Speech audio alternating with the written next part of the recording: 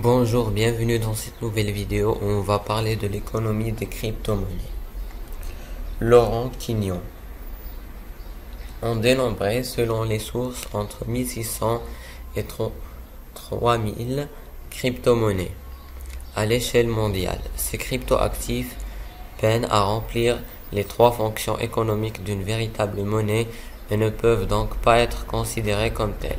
Si leur degré de développement somme toute modeste en limite aujourd'hui les effets économiques, leur expansion pourrait présenter des risques en matière de transmission de la politique monétaire, de création monétaire et de stabilité financière.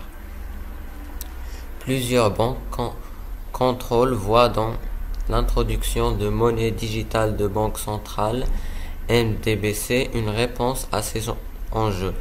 Or, loin d'être de simples substituts aux crypto-monnaies privées, ces MDBC présentent des risques qui leur sont spécifiques en matière de stabilité financière, en particulier celui de rue bancaire digitale.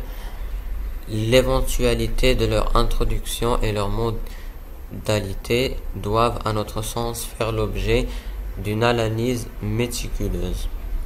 Les crypto-monnaies, ou de manière moins usuelle mais plus juste, les crypto-actifs, sont pour l'heure moins répandus dans les usages que leur couverture médiate ne semble dire.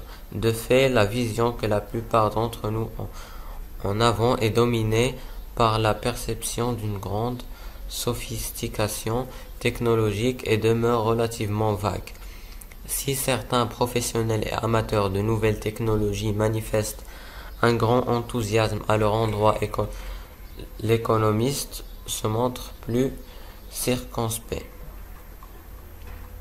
Ce contrat nous conduit à dresser une première taxinome des crypto-monnaies afin de définir ce qu'elles sont et surtout ce qu'elles ne sont pas.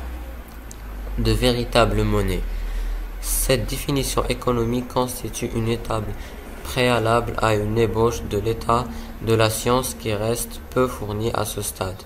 Néanmoins, des parcelles sont possibles avec le débat suscité par le plaidoyer de Friedrich August von Hayek en faveur d'une concurrence des monnaies à la fin des années 1970. Notre cheminement nous emmènera ensuite vers les monnaies digitales de banque centrale, souvent présentées par les banques centrales elles-mêmes comme des substituts aux crypto-monnaies privées. Elles en diffèrent en réalité assez sensiblement quant aux conséquences qu'elles sont susceptibles de produire sur le financement de l'économie et la stabilité financière par leur similitude avec les concepts de narrow banking et l'initiative suisse de monnaie pleine, largement rejetée par les citoyens en 2018. Les monnaies digitales de banque centrale sont en effet susceptibles de modifier le processus de création monétaire que nous connaissons aujourd'hui et d'affecter le coût et des volumes de financement. Elles comportent également un risque de ruée bancaire digitale.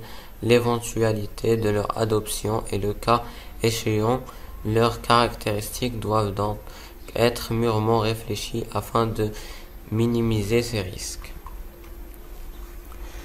Les crypto-monnaies sont-elles des monnaies? Non. Trois caractéristiques communes essentielles permettent de définir les crypto-monnaies en deux cumulatifs. Leur caractère virtuel et la technique de la cryptographie est un critère fréquent mais facultatif.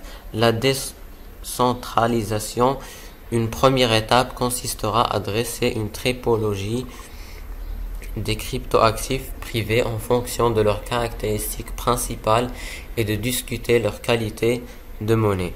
Des caractéristiques communes.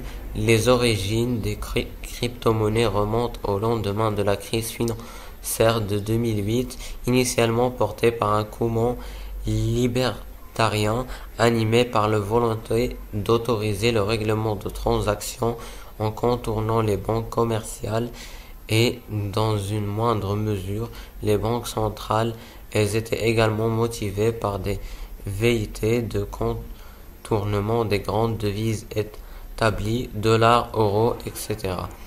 Il est tout à fait cohérent dès lors que la principale innovation des crypto-monnaies originelles réside dans la disparition du tiers de confiance, rôle assuré jusqu'à présent par les banques commerciales ou un intermédiaire financier pour les transactions libérées en monnaie officielle et dans la possibilité d'effectuer des transactions directement de pair à pair. Un caractère virtuel. Les crypto-monnaies présentent d'abord un caractère virtuel sans réalité matérielle. À la différence des monnaies numériques, monnaies électroniques, des porte-monnaies électroniques, monnaies scripturales, des comptes bancaires, elles ne sont pas réglementées. La technique de la cryptographie. La décentralisation est une caractéristique fréquente mais non systématique des cryptoactifs, alors que les véritables monnaies sont gérées de manière centralisée par une banque centrale. Chaque participant associé à un nœud qui fait référence notamment à un ordinateur au sein d'un réseau peut proposer ou valider des transactions dans un registre distribué en l'absence d'un tiers de confiance, intermédiaire financier ou banque. La sécurité des transactions est assurée par la crypto-monnaie, c'est-à-dire par des algorithmes de chiffrement. Voilà, c'est tout pour cette vidéo. À bientôt.